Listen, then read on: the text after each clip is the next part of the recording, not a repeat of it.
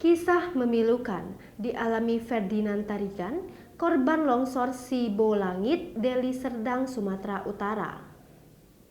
Tubuhnya terjepit mobil dan tertimbun longsoran selama 2 jam lamanya. Bahkan saat itu Ferdinand sempat terbayang kematian. Ia juga sudah pasrah meninggal. Namun berkat semangat dan harapannya, ia bertahan hidup hingga akhirnya berhasil dievakuasi.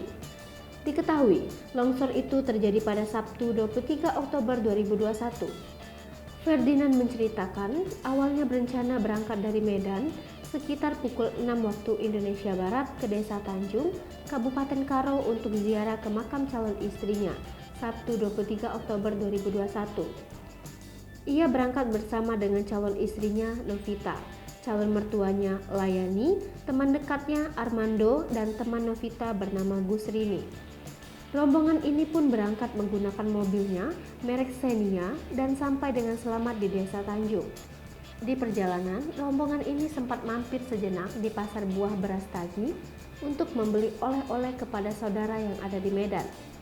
Saat itu, arus lalu lintas dikatakannya cukup dipadati pengendara. Saat tiba di sekitar Bandar Baru, Armando ditelepon istrinya untuk menanyakan sudah sampai di mana posisinya.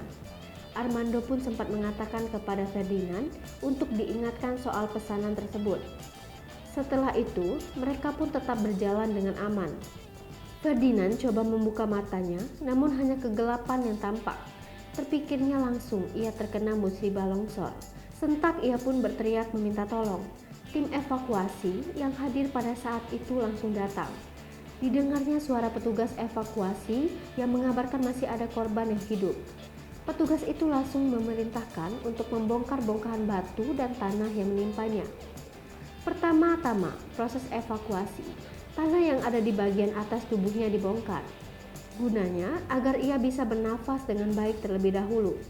Tak lama kemudian, Ferdinand baru sadar bagian tubuhnya dari pinggang ke telapak kaki serta tangan kanannya sudah terjepit dan tertimbun tanah. Ferdinand terus berdoa agar tetap diberi kekuatan untuk bertahan dalam kondisi tersebut.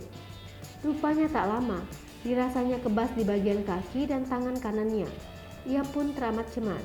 Timbul dalam benaknya nuansa kematian.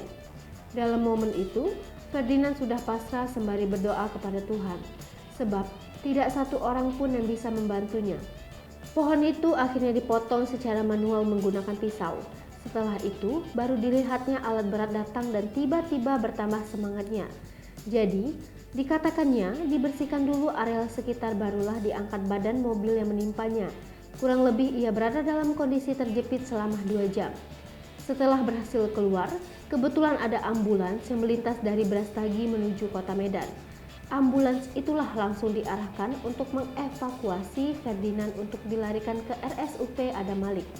Ferdinand menjelaskan posisi duduknya berada di samping Armando yang menjadi sopir, namun ia membelakangi pintu dan menghadap ke sopir.